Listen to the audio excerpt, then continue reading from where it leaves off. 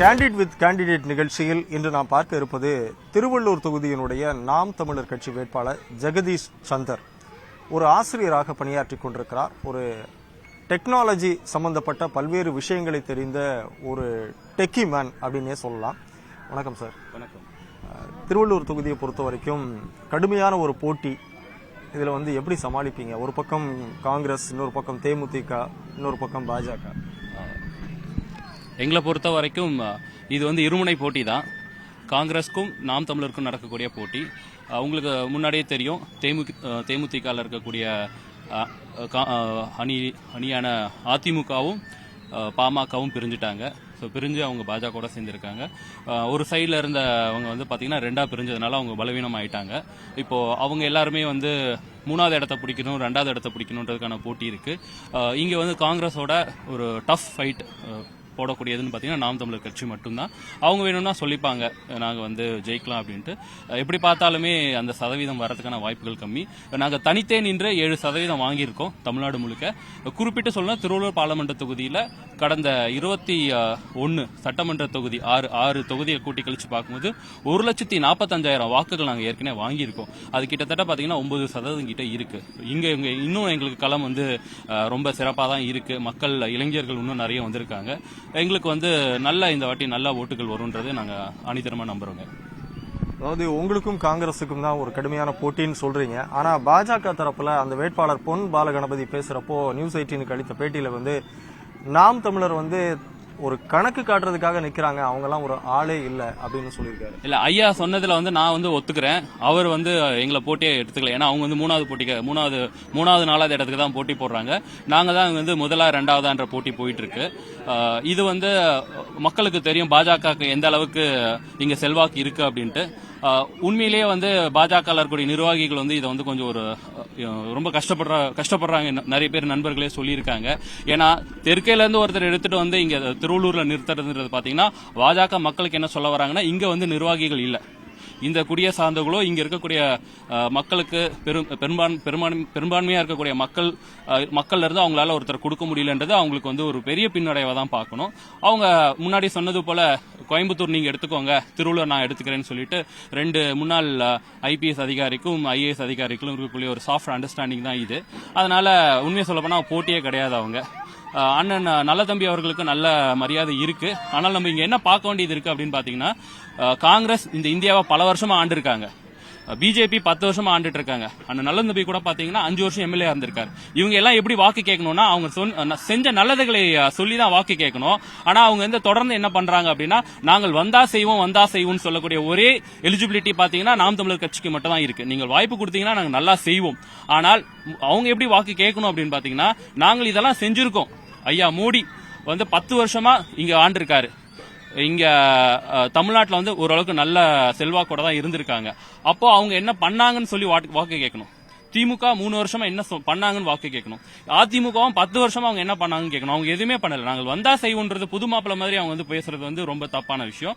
நாங்கள் மட்டும்தான் இங்க வந்தால் செய்யும் அப்படின்ற ஒரு கமிட்மெண்ட், ஒரு வாக்குறுதியை கொடுக்க முடியும். நாங்கள் கொடுத்திருக்கோம்.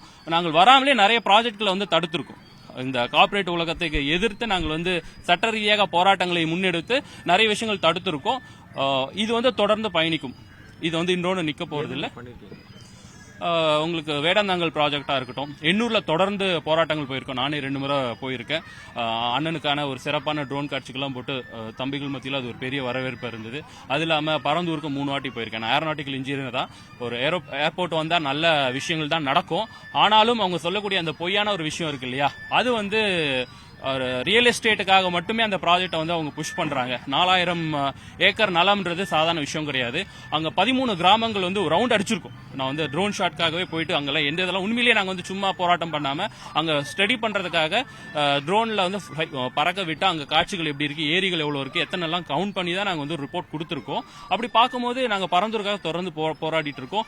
இப்போ அமோனியா வாயு தாக்கி இருந்தது, அதுக்காக குரல் கொடுத்துட்டு இருக்கோம். இங்க இருக்கக்கூடிய எல்லா பிரச்சனைகளுக்கும் நாங்க நாம் தமிழர் கட்சி மட்டும்தான் பிரச்சனைகளுக்கு குரல் கொடுத்துட்டு இருக்காங்க. மத்த எல்லாருமே ஒப்புக்கு சப்பானா அப்படியே சாஃப்டா போயிடுவாங்க. நீங்க எத்தனை வருஷமா அந்த கட்சியில இருக்கீங்க? உங்களுடைய கட்சி தலைவர் திரு சீமான் கிட்ட உங்களுக்கு பிடிச்ச விஷயம் அப்படின்னா நீங்க என்ன சொல்லுவீங்க? நான் 2016 இருந்து கட்சியில உறுப்பினரா பயணிக்கிறேன். 2019 இருந்து பொறுப்பாளரா இருக்கேன். அண்ணன் கிட்ட பிடிச்ச விஷயம் அப்படின்னு பாத்தீங்கன்னா இது வரைக்கும் எங்களை அடகு வைக்கல. எவ்வளவு ஆஃபர்கள் வந்திருக்கு இப்பெல்லாம் பாத்தீங்கன்னா உங்களுக்கே தெரியும், ஒரு 500 இருந்து 700 கோடி 1000 கோடி வரைக்கும் ஆஃபர் வந்திருக்கும். ஆனால் அதெல்லாம் வேண்டாம், ஒரு 5 MP சீட்டு வேண்டாம், 10 MP சீட்டு வேண்டாம்னு சொல்லிட்டு நாங்கள் இது வந்து எங்களுக்கு உடனே வெற்றி இல்ல அப்படின்னாலும் கூட இது ஒரு தொடர் ஓட்டம் தான், மேரத்தான் மாதிரியோ இல்ல வந்து தொடர் ஓட்டம் மாதிரி 100 மீட்டர் இன்டூ 400 மீட்டர்ஸ் மாதிரி பாத்தீங்கன்னா நாங்கள் வந்து ஒரு ரேஸ் முடிச்சோம், 2வது 3வது 4வது கடைசியில தான் வெற்றி. அதனால நாங்க வந்து தொடர்ந்து ஓடிட்டு இருக்கோம். எங்க அண்ணனுடைய அந்த காம்ப்ரமைஸ் ஆகாத ஒரு அரசியல் இருக்கு இல்லையா, அது வந்து நாங்க ரொம்பவே வியர்ந்து பாக்குறோம். அதுதான் வந்து நாம் தமிழர் கட்சிக்கு ஒரு முதுகெலும்பா இருக்கு. தம்பிகள் இத்தனை பேர் வந்து வேலைக்கு இன்னைக்கு திங்கக்கிழமை 15 பெண்களும் கிட்டத்தட்ட ஒரு 30-40 ஆண்களும் வந்து விடுப்பு எடுத்துட்டு வந்திருக்காங்க. பாத்தீங்கன்னா அண்ணன் மேல இருக்கக்கூடிய அந்த ஒற்றை நம்பிக்கை தாங்க. அவர்கிட்ட பிடிக்காத விஷயம் என்ன சொல்லுங்க? பிடிக்காத விஷயம்னு பாத்தீங்கன்னா உடலை வருத்திக்கிறது. இப்ப கூட பாத்தீங்கன்னா அண்ணன் வந்து வாகன பிரச்சாரம் பண்ணும்போது கண்ணெல்லாம் சிவந்திருந்தது. நிறைய பேர் அதை பார்க்கும்போது ஃபீல் பண்ணிட்டாங்க. வாய்ஸ் வந்து நீங்க பக்கத்துல இருந்து கேட்டீங்கன்னா ஒரு ரொம்ப உடல் வருத்தி பண்ணிட்டு இருக்காரு.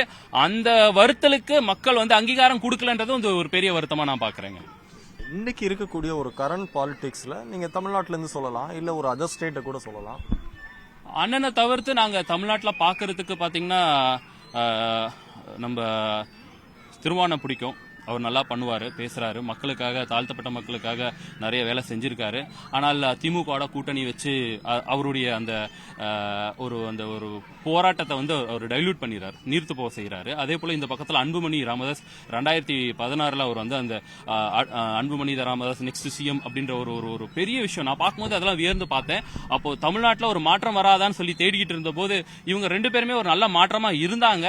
ஆனால் வந்து அவங்க ஏதோ ஒரு இடத்துல வந்து அவங்க கட்சியை நடத்துறது கஷ்டத்தினால காம்ப்ரமைஸ் ஆயிடுறாங்க. அவங்களால அந்த ஓட்டை கன்சாலிடேட் பண்ண முடியல. இதுதான் இங்க இருக்கக்கூடிய பிரச்சனை.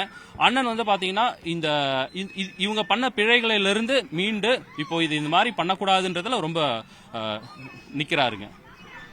ஒரு எதிரணியில பாத்தீங்கன்னா ஒரு 3 கேண்டிடேட், காங்கிரஸ், தேமுதிக, பாஜக, எல்லாமே பணபலம், படைபலம், அதிகார பலம் இருக்கக்கூடிய பெரும் படைக்கு மத்தியில நீங்க என்ன நம்பிக்கையோட நிக்கிறீங்க? என் தெருவிலேயே காசு கொடுக்க ஆரம்பிச்சிட்டாங்க. என் வீடு சுத்தி இருக்க ஒரு 4 வீடை தவிர்த்து பிட் நோட்டீஸ்ல வச்சு காசு கொடுக்க ஆரம்பிச்சிட்டாங்க. அதிமுக அணி, திமுக அணி அவங்க எல்லாருமே கொடுக்க ஆரம்பிச்சிட்டாங்க. அவங்களுக்கு வந்து காசு கொடுக்கல அப்படின்னா அவங்களால ஜெயிக்கவே முடியாது. நாம் தமிழர் கட்சி கடந்த 21 சட்டமன்ற தேர்தலில் 32 லட்சம் வாக்குகளை நாங்கள் வாங்கியிருக்கோம். ₹1 செலவு பண்ணாம வாங்கியிருக்கோம். இந்த வாட்டி பாத்தீங்கன்னா 60 லட்சத்திலிருந்து 80 லட்சம் வரைக்கும் நாங்கள் கண்டிப்பா எடுத்துருவோம். காசே இல்லாமல் ஒரு அரசியல் வந்து நடந்துட்டு இருக்குன்னா அது தமிழ்நாட்டில், இந்தியாவில் நாம் தமிழர் கட்சி மட்டும்தான். அவங்க வந்து வாடகை நாற்காலியில தான் இருக்காங்க. அந்த நாற்காலியில பாத்தீங்கன்னா ஒவ்வொரு காலம் ஒவ்வொருத்தருது. நாங்க வந்து டான் மாதிரி, பாஷாபாய் மாதிரி எங்களுடைய சொந்த அந்த 4 காலம் எங்க சொந்த கால். அதனால நாங்க எவ்வளவு நாளும் முடிவு எடுக்க முடியும்.